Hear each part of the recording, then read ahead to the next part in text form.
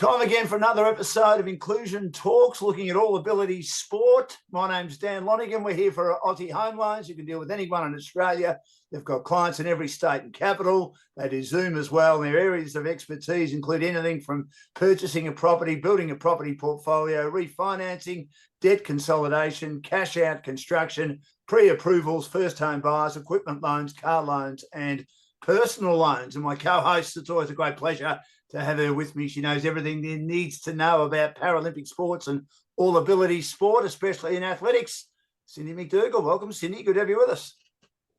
G'day, Dan. Great to be back as always. And very excited today. So today we welcome Ella Hose to our Inclusion Talks podcast. Ella is on track to be part of the Australian team for this year's Paralympics after already representing Australia at the 2023 World Para Championships, becoming the youngest ever female representative at this event and consistently improving and increasing her distances in the qualifying events this season for their lead into Paris 2024. She's a long-time member of the ASPIC Para squad. My family's been lucky to follow along with a small part of her journey for, I think, the last about 7 years. And today I am thrilled to be talking all things inclusion and all abilities sport with her. Welcome, Ella. Hi, thank you for that introduction. It's so good to have you on. So you're extremely close to qualifying for this year's Paralympics. I'd love our listeners to learn more about the young Ella. Can you tell us about how your para sport journey began? Yeah, so in primary school, my first athletics carnival, I came dead last in every single event. And I remember saying to my parents that it was very unfair. Like I just felt, that it wasn't fair that I was competing against all these people who didn't have disabilities. And like, obviously they were beating me. So then a teacher at our school contacted my parents and said that I could get classified, to like compete as a para athlete, and that was something that I had never, I'd never considered it to be a possibility. Then my parents signed me up for it. I got classified, and then somehow I ended up going through all the levels of school sport Victoria all the way to state, which was like, for me, that was like a massive deal. I was like, state? That's crazy. And then we found out when we were at state that there's actually a nationals. We were like, what? And then somehow, I ended up qualifying for that first nationals. I think I was in grade 4. So that would have been 2015. So 9 years ago now. Ended up qualifying for nationals with Victoria. Went to nationals. I did it with my sister as well because she also got a classification.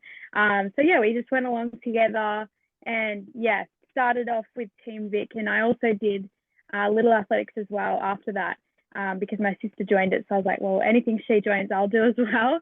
So I did that as well. And back when I started, it wasn't like as much of a pathway for Paris because there wasn't any nationals or anything available for little athletics. So for us, I think we were more involved or inclined towards Team Vic. Went through that pathway in primary school and then got involved with Athletics Victoria at the start of high school, going through the all-school system and junior nationals, things like that. Here I am now, I guess. Have you always been a thrower, Ella? Was it always athletics for you? Were there any other sports that you loved or wanted to be a part of? I did lots of sports growing up because I just didn't really know what I wanted to do. I was actually more involved with like dancing. And I really loved dancing. I was pretty terrible at it, but I loved it. And like dancing, singing, acting, all of those sorts of things, because I genuinely believed that's what I was going to do with my life, which is ridiculous looking back because I was never going to get anywhere because I was terrible. Like I was so uncoordinated. Anyway, I did that. I did lots of netball and basketball and lots of other sports. But the first para sport I did, and really the only para sport I ever did, was athletics. And in terms of athletics events, my first nationals, I think I tried running and long jump as well, but I just did not like it. And it also, like, running had always caused injuries for me. Like I had a pretty bad case of shin splints in both my legs, and also had severs, which is like just pain in your Achilles. Running was just never like natural to me because I just got injured all the time. So throwing was like just a really good way for me to be involved and not actually be like in pain a lot. So that was good. And also because my sister kind of gravitated towards the running. So my parents were like, well, maybe you can do the throwing so then you're not constantly competing against each other.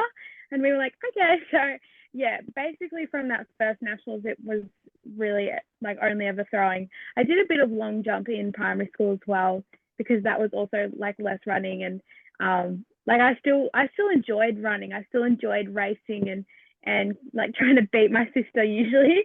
Like there was nothing more satisfying than trying to like push the line, try and beat my sister, which I did a few times and that was great. But then I retired early so that she could never beat me.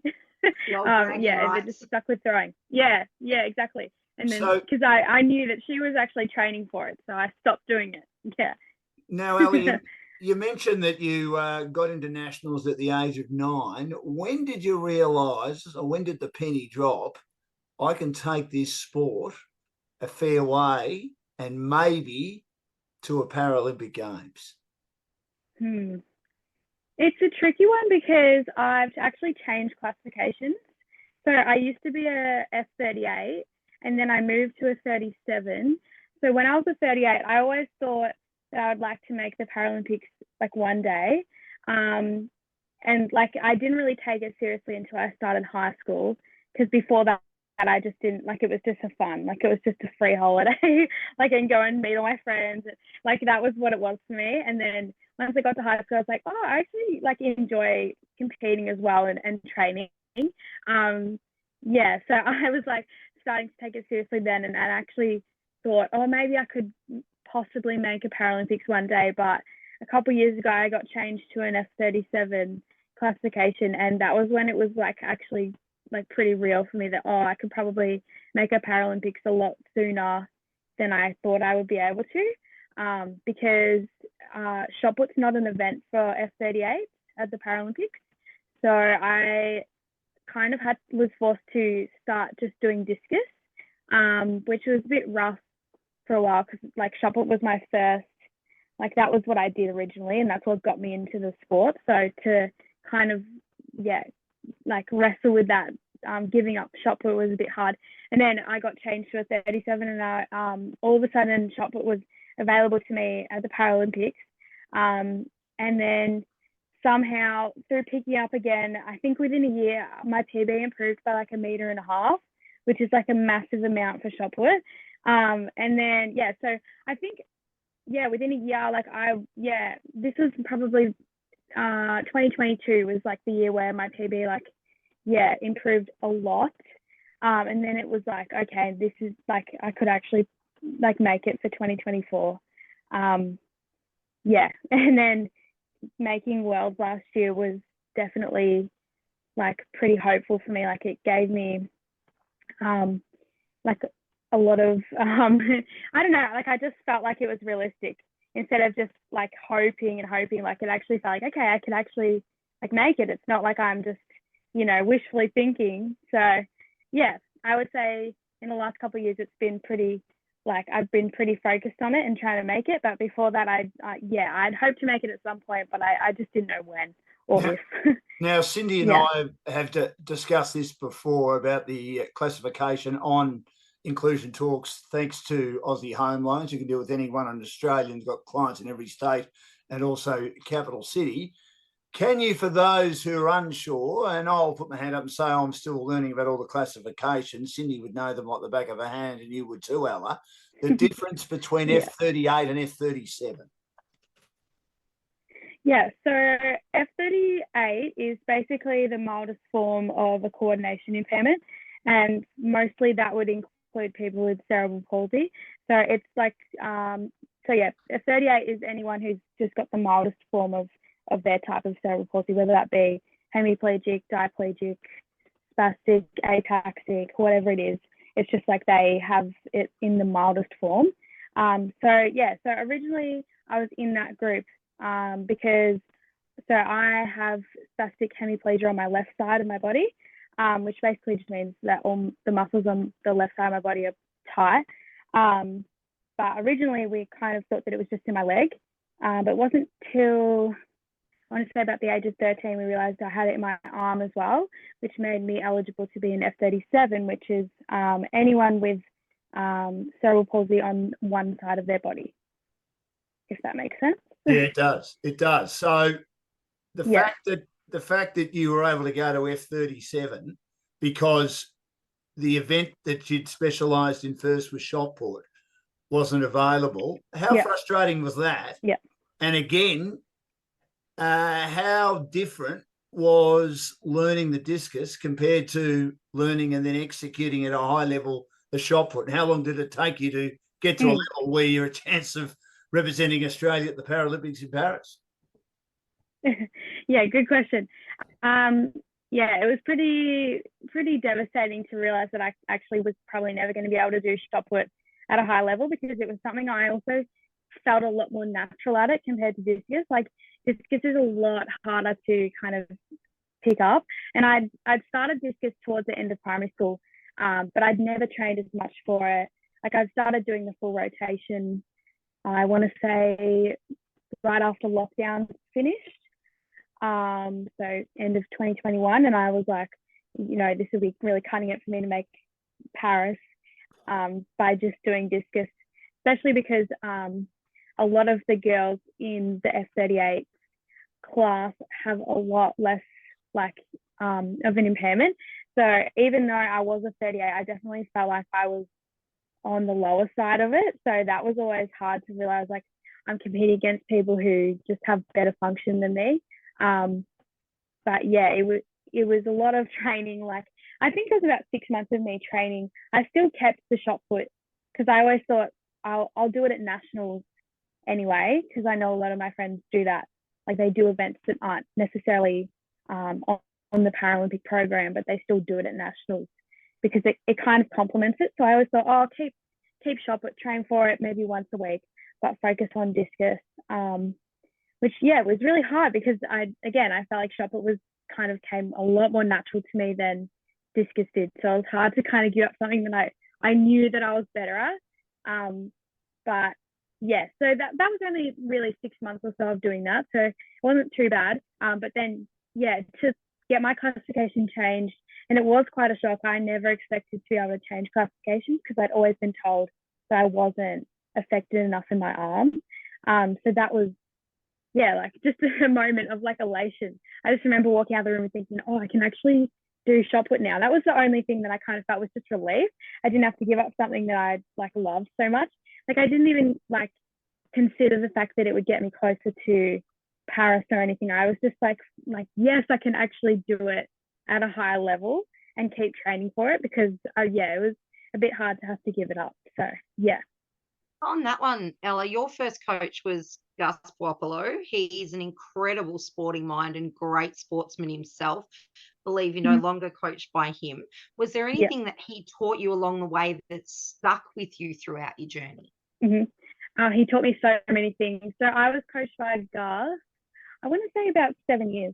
So a long time. So he basically, he was there for me growing up, all of high school really. And I think I went to him when I was about 12, and then finished up with him last year and when I was 18. So a long time.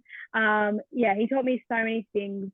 I think the things that he taught me the most weren't even about sport or anything. They were just about life. He taught me how to be resilient, and definitely always said respect is the most important thing. I remember the first time I met him and he said that the most important thing between a coach and an athlete is respect, and the ability to just respect one another. And even if you don't feel the same way about something, just always having respect for them. So I've carried that with me, my whole life. Ever since I learned that, I was respect is definitely something that everybody values and everybody needs to have in their life. So I'd say that. And he also taught me a lot about how to be an athlete as well, because I was in primary school when I first met him, so I had no idea how to do anything really, but he kind of told me what it was like to be elite, I guess, because I never really thought I'd be an elite athlete. So he just taught me how to compete well, and so many things. But I do remember one time, my first ever competition where I didn't PB in a competition, I remember coming to him and being like, I'm so sad I didn't get a PB. And he was like, you think you get a PB every single competition? I was like, well, I have been. And he's like, that's because you're 12. Like, that's not going to happen every time. And I was like, oh, yeah. And he's like, it's all about actually just being the best competitor on the day. And I was like, you're right. So learning that was also like pretty helpful for me to realize that I don't actually need to be throwing PBs every time, because it doesn't matter. It's all about trying to be the best person on the day. So yeah, that was pretty valuable, I think. Yeah, lots of things. So you've got go, Dan. I was just going to say, Cindy, star track and field athlete, and she's a big chance to go to the Paralympics. Ella Hose is our guest on Inclusion Talks with Dan Lonigan and Cindy McDougall. We're here, of course, for Aussie Home Loans. They've got over 25 lenders on their panel, and they look after all sorts of loans, including equipment loans, car loans, and personal loans. All yours, Cindy. You've got a new coach now, Ella. How has the new structures and strategies improved your technique and abilities? And are you part of a mixed squad, or is it able-bodied and para, or is it solely para? How does that work now with your new coaching structure? Mm-hmm. So I'm now coached by John Eden, and he's fantastic. So he actually lives in New Zealand. So I've got a pretty unique coaching structure where, because he lives in a different country, we actually FaceTime every time I do throws training, which, like, everyone that I've told about this is often skeptical about it. So, like, I just want people to realize it actually works really, really well, particularly for shot put, because it's not like running where you'd be running in and out of the frame. Like, he can see me the whole time. And I usually just wear my headphones when I'm throwing. So I can hear him, he can hear me. And yeah, it works really well. Yeah, so he coaches me, via FaceTime, maybe 2 or 3 times a week for shot put, which has worked really, really well. And he's been fantastic in helping me to just go to that next level of my career, I guess. And yeah, I've been able to go over to New Zealand this year for their nationals and meet some of the squad, which was really awesome. Because John coaches, I want to say, like 20 or 30 athletes in New Zealand, which is really awesome. And I'm a part of their like Facebook group that they have, and everyone gets around each other, and there's a lot of like positivity and encouragement for one another, which is really awesome. And yeah, he also is able to come over quite a bit because he has a house in Melbourne as well. So he's come over a few times and sort of run training camps out of Casey Fields, which is his local track, a few times a year, which is really awesome. And yeah, he also writes my gym programs, and yeah, he's been super, super helpful in all things to do with my journey, whether that be contacting someone at Athletics Australia or Athletics Victoria if I need some help with something, or anything. Like, he's just got so much advice and connections with people, and he's been really awesome at helping me to kind of build a foundation for my Paralympic campaign, which is definitely what I needed. Transferring over to him was, I guess, a gym program, most of all, that was going to help to build me, like, to be the athlete that I needed to be. So yeah, he's been, like, his expertise is really been so crucial and helped me to get strong and also like improve my technique as well, because before being with John, I had never really revisited my technique since Gus had kind of built it for me. So we've kind of built it back up again and changed certain elements that we felt like weren't, like, I wasn't getting the most out of it, which has been really brilliant. And things that I never would have thought of, like,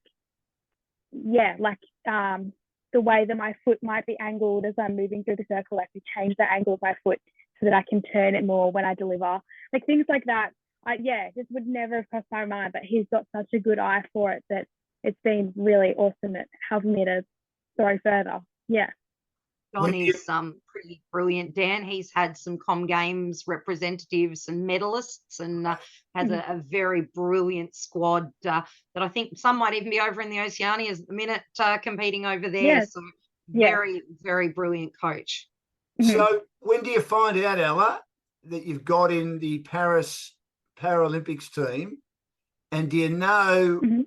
already, if you were to get in, what the process is between now and obviously the event, which will be after the Olympic Games? What, about 3 or 4 weeks Mhm. after the Olympic Games, isn't it? Late August, Yeah. early September. Yeah. Yeah. I find out on the first week of July.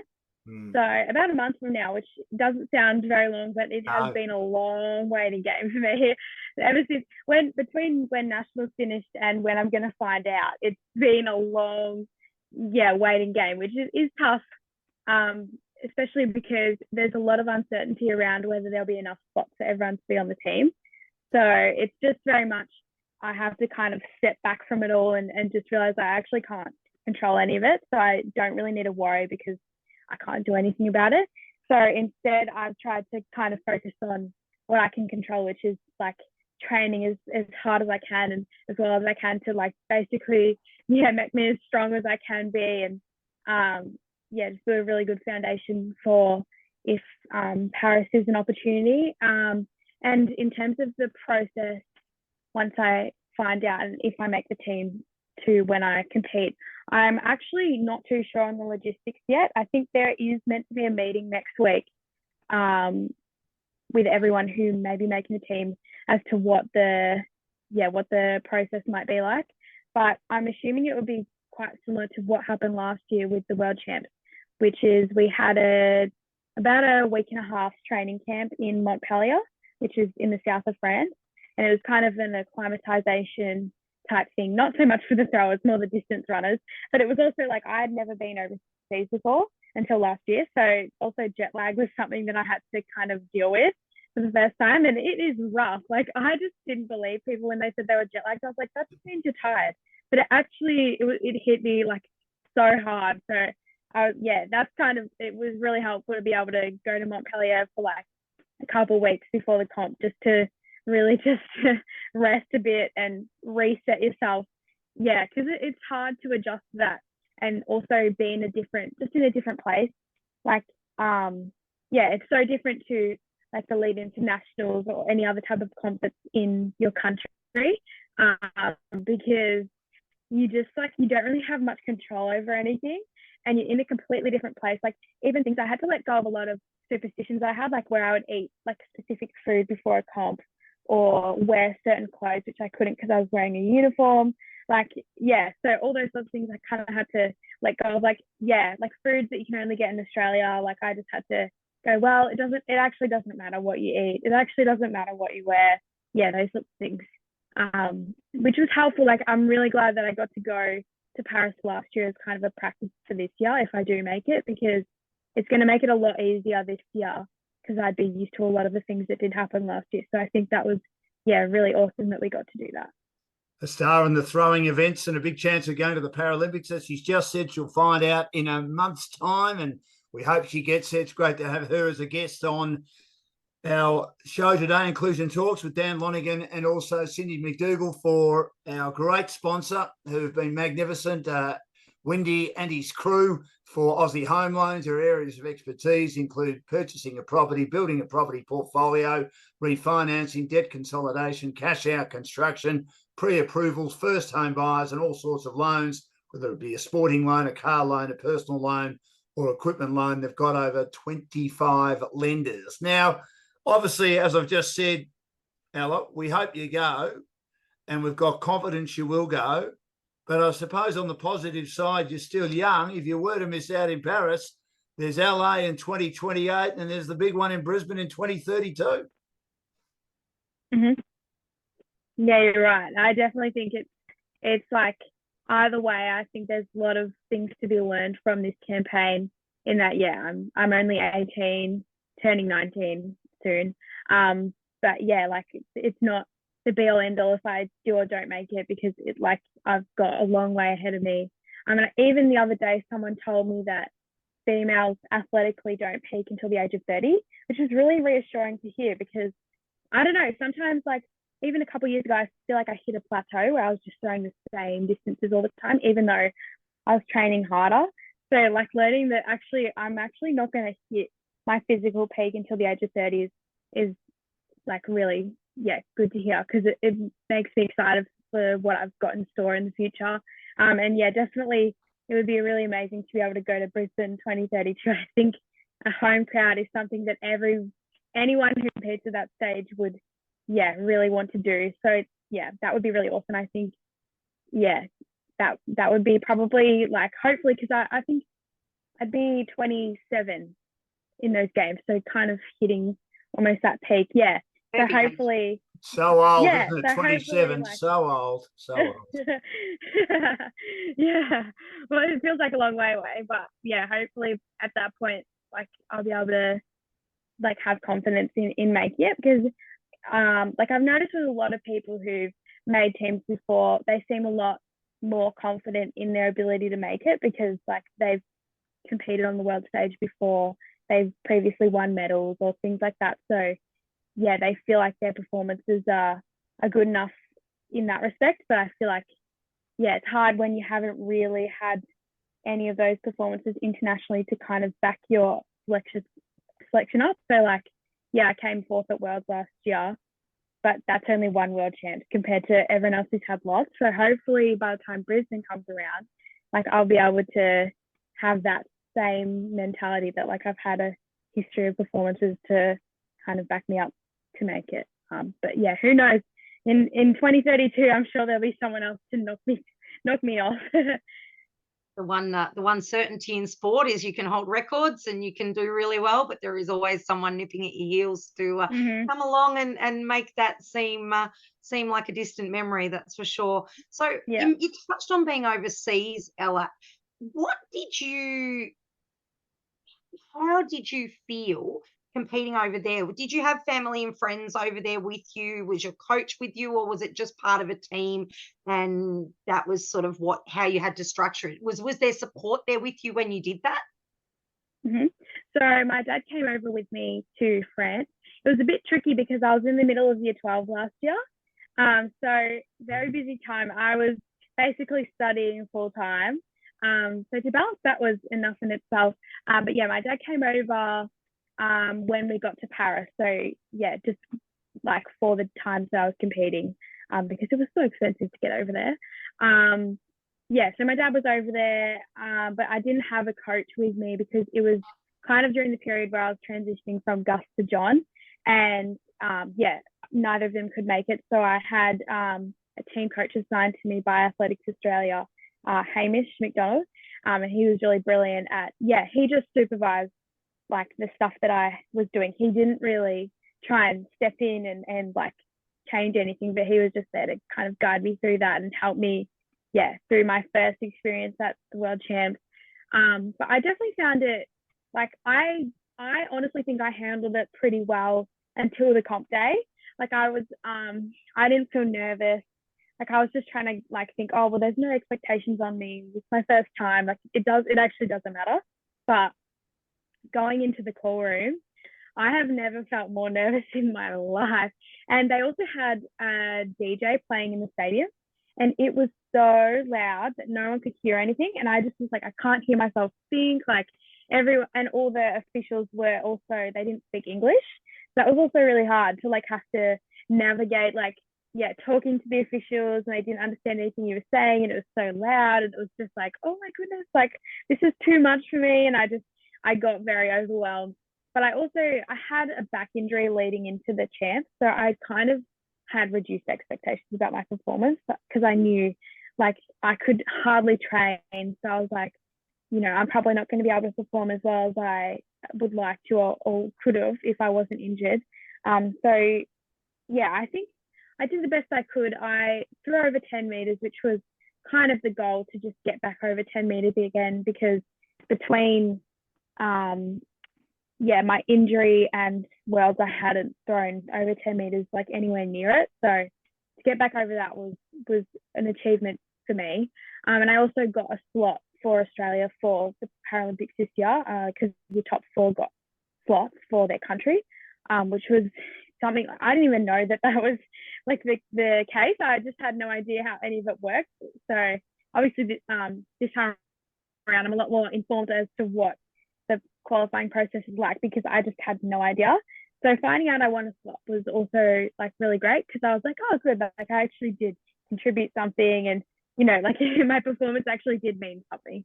So that was good as well, just to realize like I actually did do something more than just compete. Like I actually helped my country out. So that was good as well. But I mean, Yeah.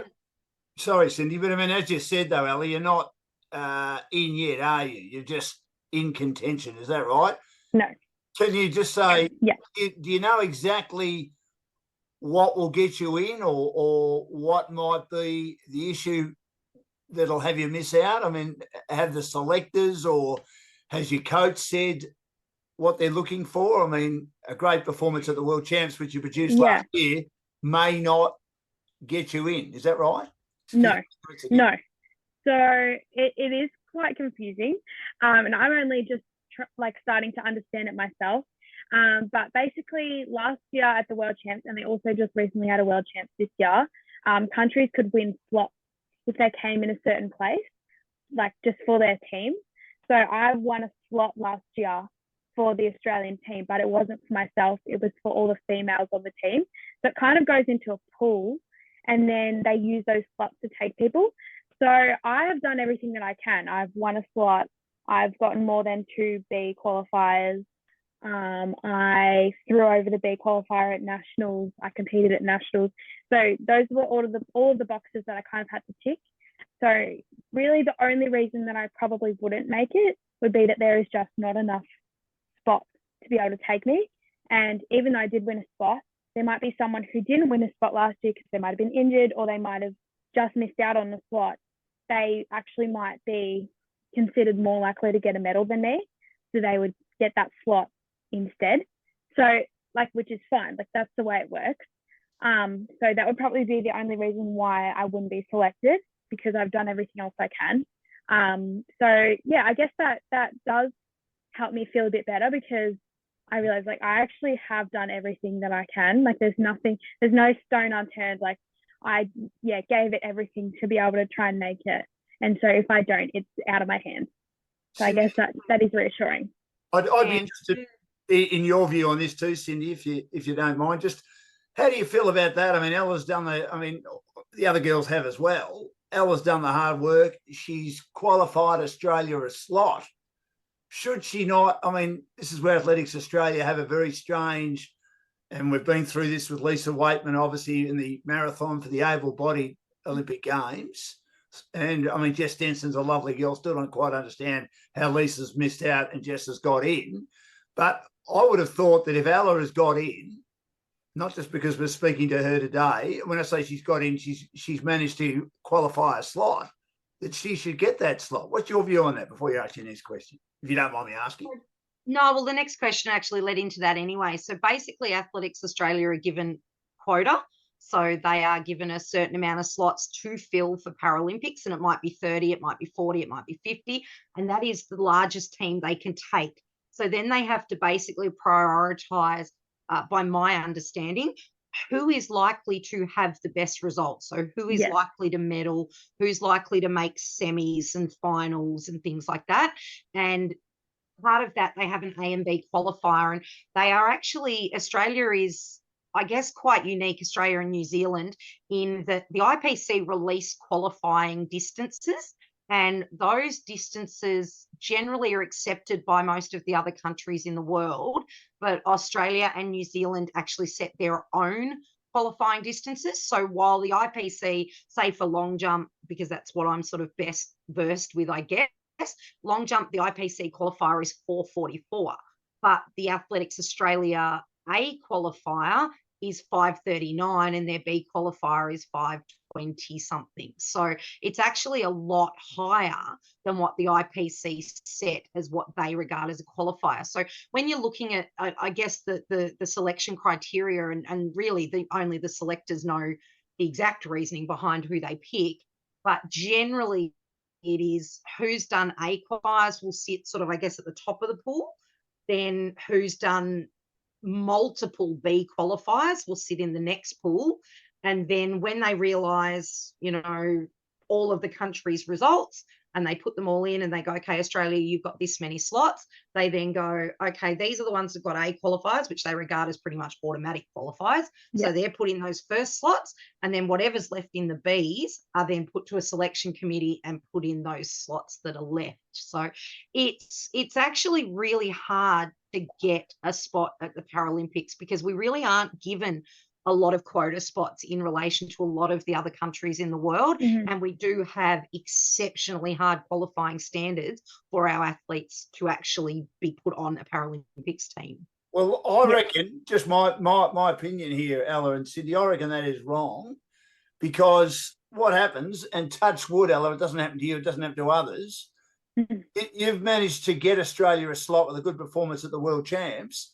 What if, unfortunately, you get injured in the lead up to LA, you get injured in the lead up to Brisbane, you miss out on that opportunity, and you're not selected this time, even though you've got Australia that slot? I just think if you get the slot, you go in. If you get the better time, as again Lisa Waitman has got, even though Jess Denson's been to the Olympics and we know she's an outstanding marathon runner, formerly Jess Trengove, she goes in. It's automatic. I just don't understand.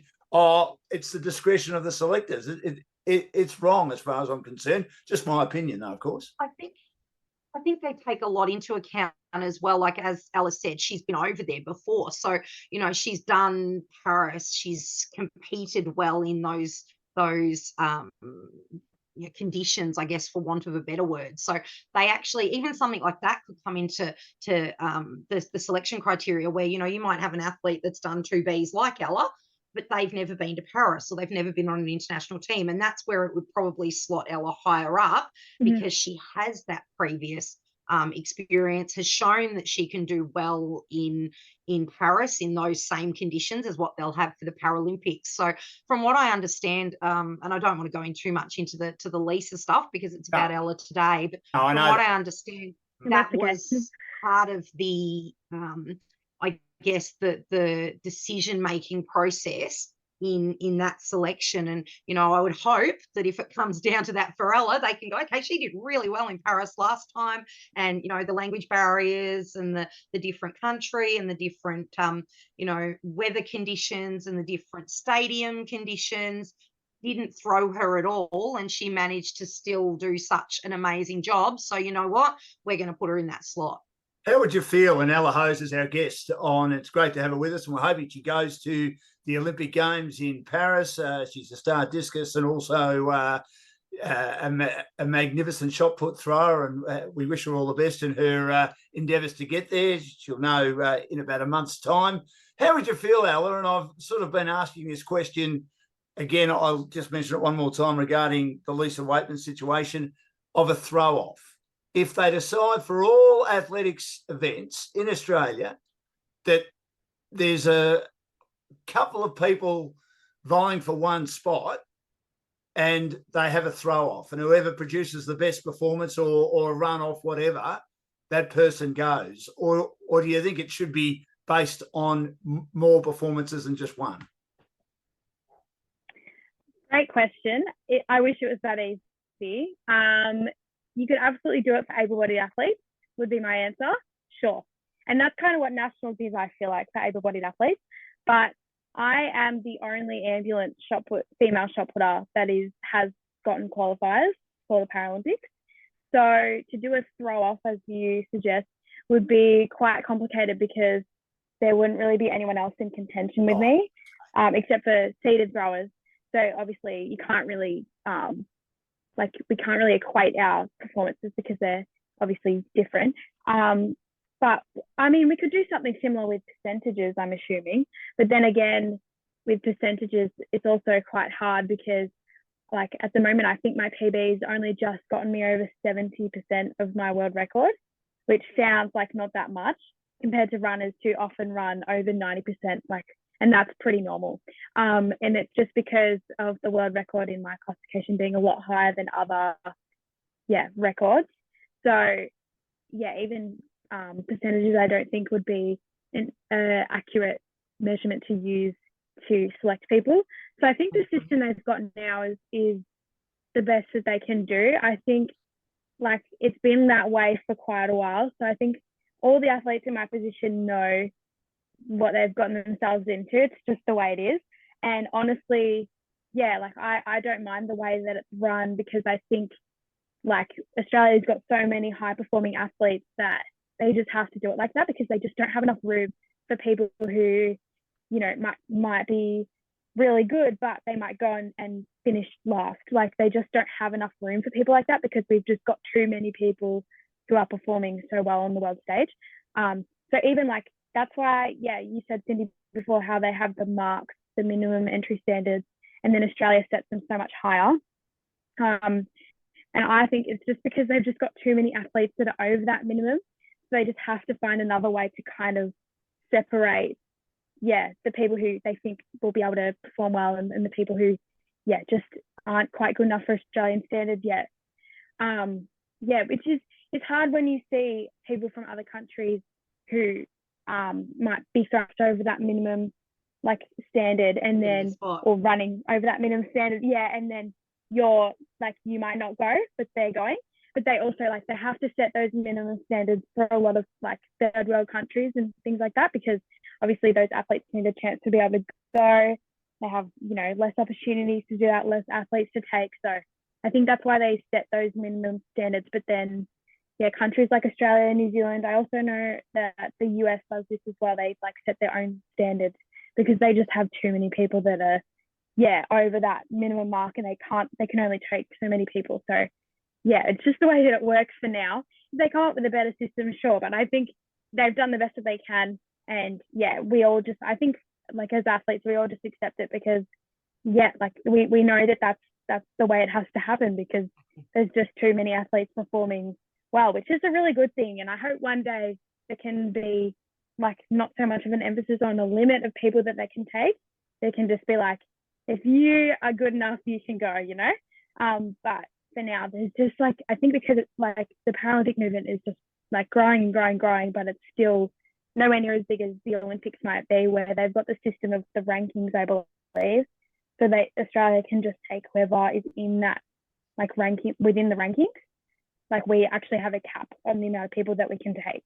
So like they might have a cap on the people they can take for each event, but we actually have a cap on like the team size, which is a bit of a limiting factor, I think. But they're doing the best they can. I think we're pretty blessed, Dan, in that we do have great para. It is building, the All Abilities para is building, and that we are in, I guess, that fantastic position that we have to have that selection policy to be able to get it. There are, as Ella touched on, there are so many countries where this is still developing, and so far behind where we are with para All Abilities inclusion, where they might only get one person to the Paralympics for their whole entire, every event in the whole of the Paralympics, and they have one representative.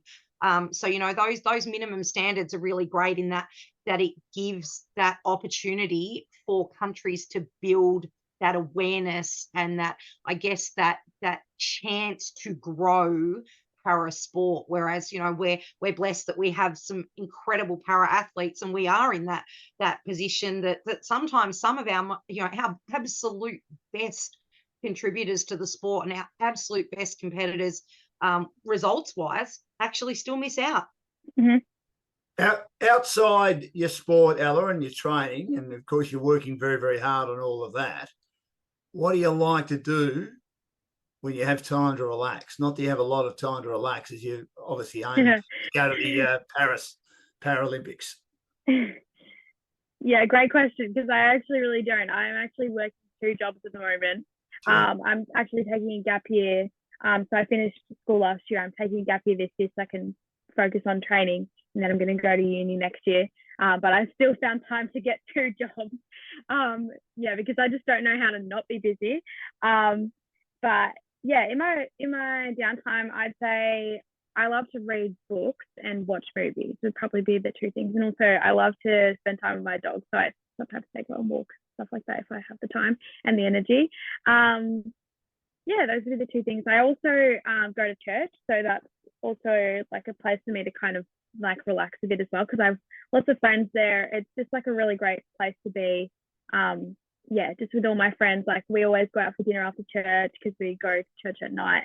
Yeah, it's like a very great place to like be social outside of sport as well, especially because I train by myself just with John, so I don't really have like an athletics community surrounding me at the moment, which is different when I make teams and stuff, because there's always like a lot of camaraderie and friendship built on those tours. But outside of that, yeah, I'd say, yeah, things like that help me to, yeah, like kind of have balance outside of sport as well. If you don't mind me asking, do you say an extra prayer when you've been going to church saying, God, this is my time, this is my turn, I'm ready. Please make sure I go to Paris? And I mean that in a nice way. Great question. Yeah, great question. I try and stay away from all the superstitions of it. Like I mentioned before about the wearing certain clothes, eating certain foods. So I always feel like even like, yeah, praying, like I wouldn't, like I'm not someone who would just do it for my own gain to like, you know, like I don't feel like I have to pray a specific prayer or something like that before an event or anything, because it's not going to change anything.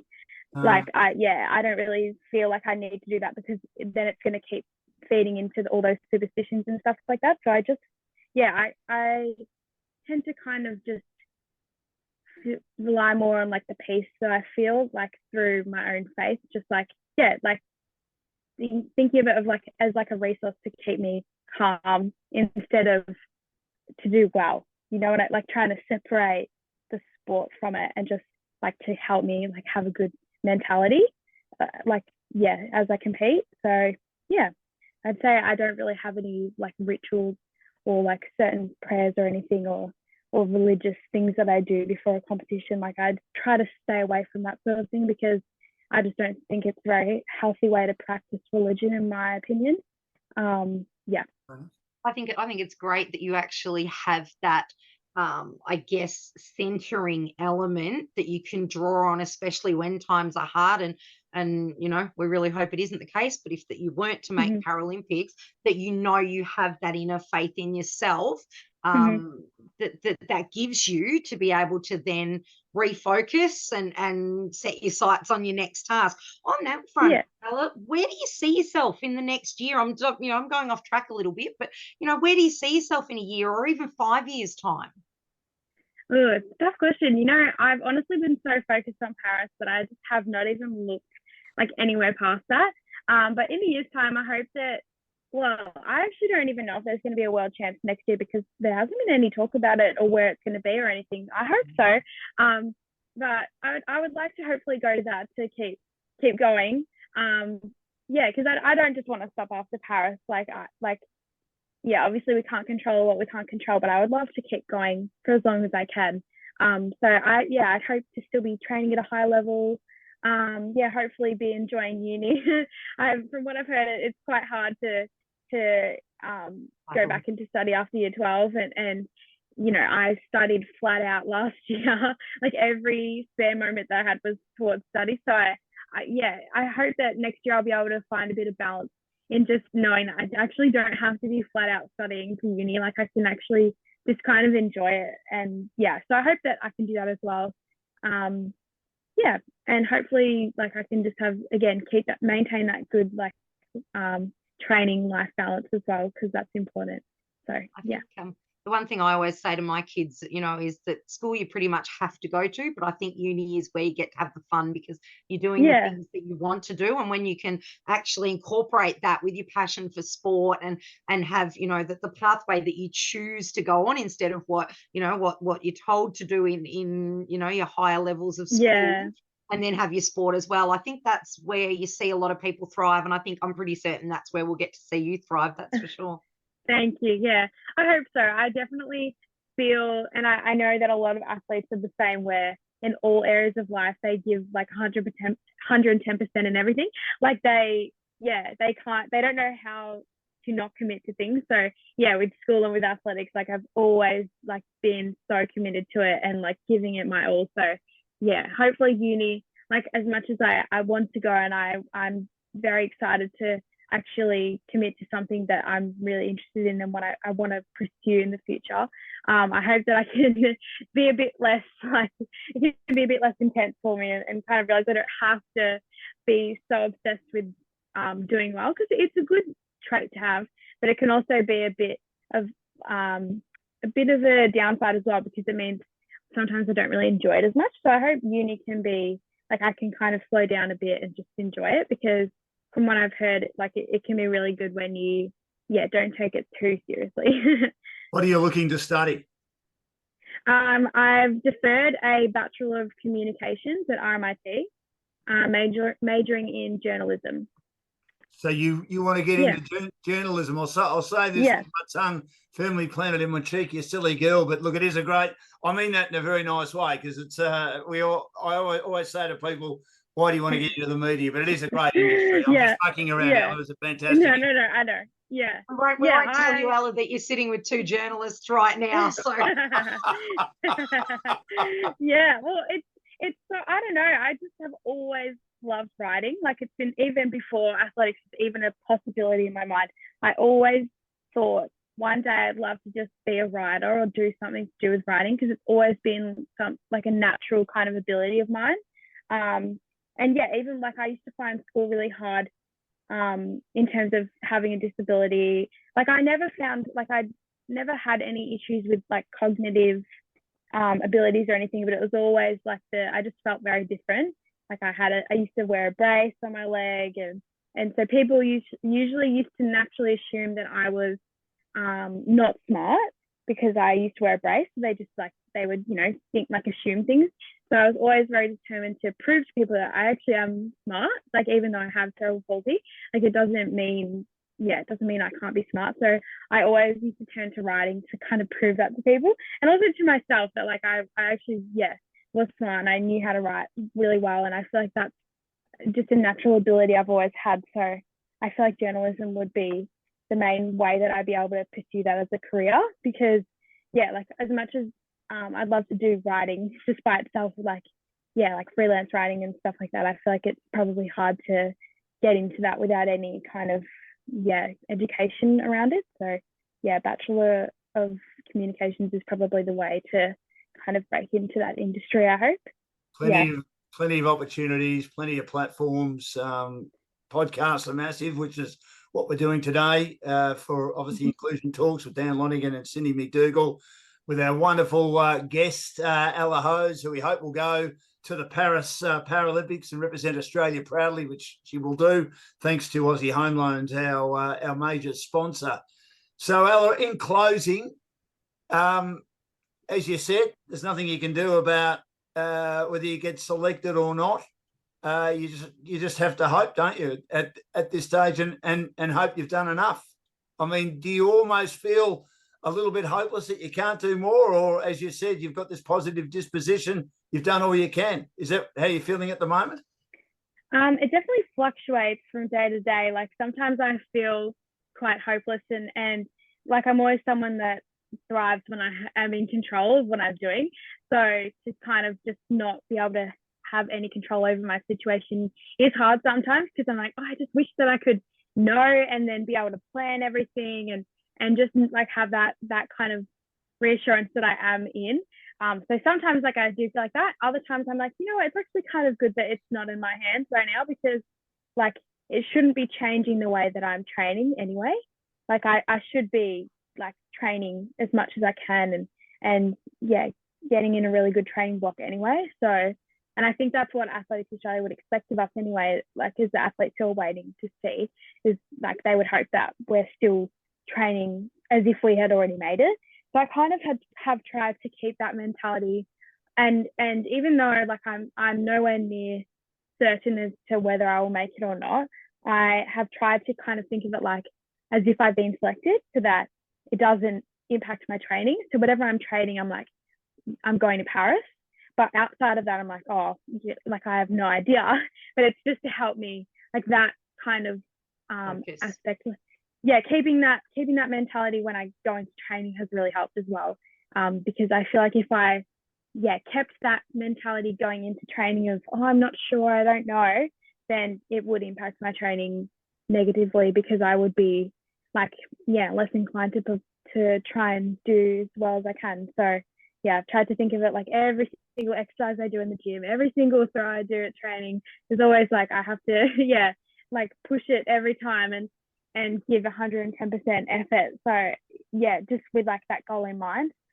Even if I don't know that I'm going yet, it's been helpful to kind of think that way, because yeah, like even though I'm uncertain, it's good to have certainty in my own training. Well, I think that's the one thing, Dan, that yeah, has always shone out with Ella, even since she was very little, is that positivity. And she's absolutely. always been such an incredible supporter of the other kids around her as well, especially the up and coming Thank ones, you.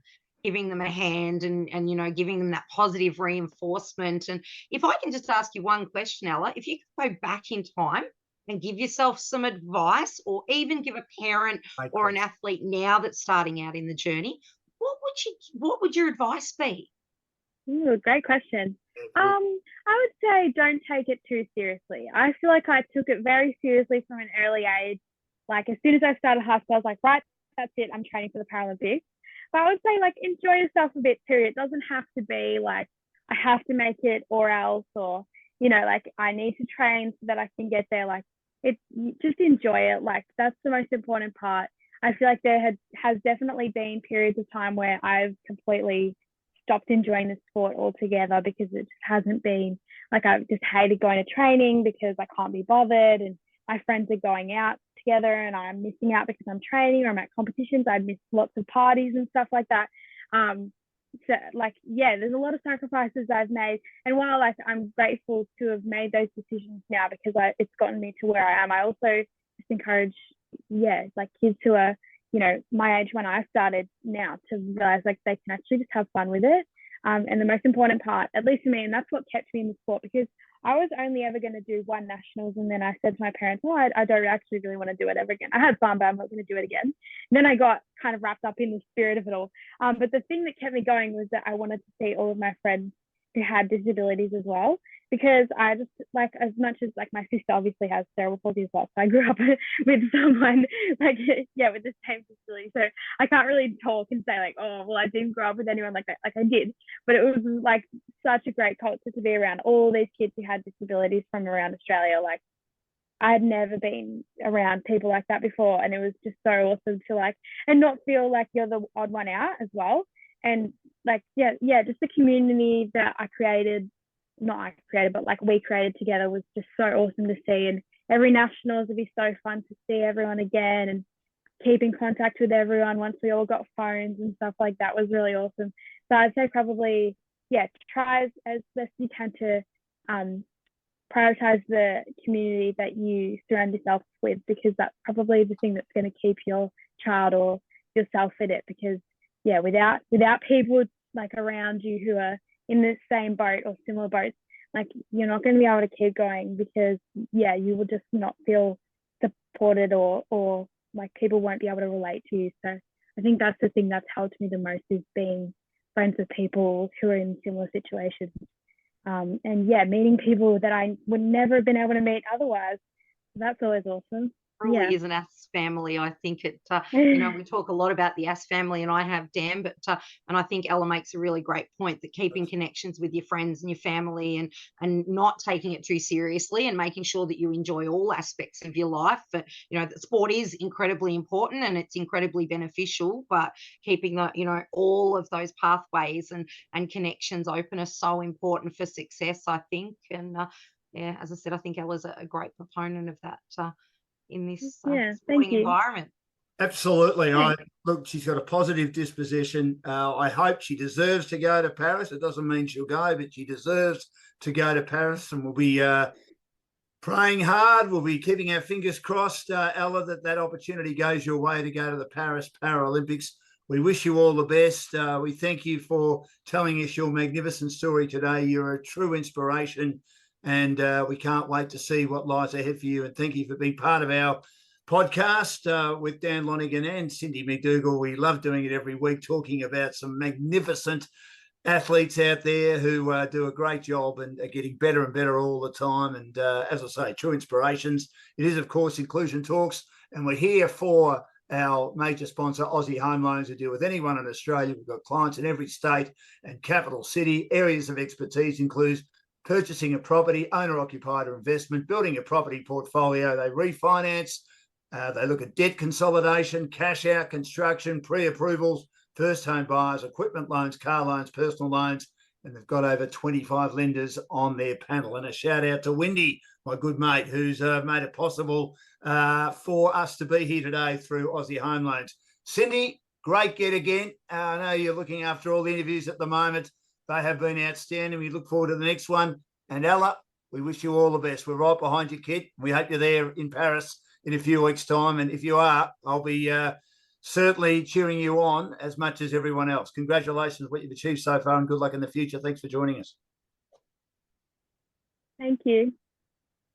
Thanks so much, Dan. Thanks so much, Ella. And tomorrow morning we have another podcast being recorded, which is Sarah Walsh, a dual Paralympian. Look forward to having both Ella's and Sarah's podcasts available in the coming weeks. And then we've got 3 tomorrow, haven't we? And I've got two Olympic ones tomorrow as well. So it's a big day. I've just got to find a few more women, Cindy. I've just got to find a few more women. Mine is the polar opposite, Ella. I've got Sarah Walsh, I've got Brooke Cotter, who's an up-and-coming Paralympic swimmer, and Emma Mickle tomorrow, who is a Paris or future paracyclist. So mine's tipping the other way at the moment. So but it's been so good to have you on, and it's been so great to get to catch up with you again, because it's been a while. So thank you. She's a ripper, Cindy, isn't she? Great questions for me. Oh, thank you. She's a ripper, Cindy, isn't she? I mean, she's one of the most talked about inspirational a lot, talking of inspirational people, along with you, Alice. Cindy's one of the greatest. I've known her a lot. I'm lucky. I've got a great crew that have been around me, and I've got to watch some amazing talent grow. And as I said, I remember it's Jasmine, your sister, wasn't it? I reckon I remember watching her run all those years ago as well. So very cool, very cool. Yeah. Excellent. Thank you. Well, thanks, Ella. We'll, as I say, we'll watch closely, and I think you should be there, but unfortunately, I'm not making the decision. But I hope to make the right decision, and we'll keep a close eye on it. All the best. Yeah, I really hope so. Thank you, guys. No worries, Ella. Thanks very much. See you. Bye. See ya.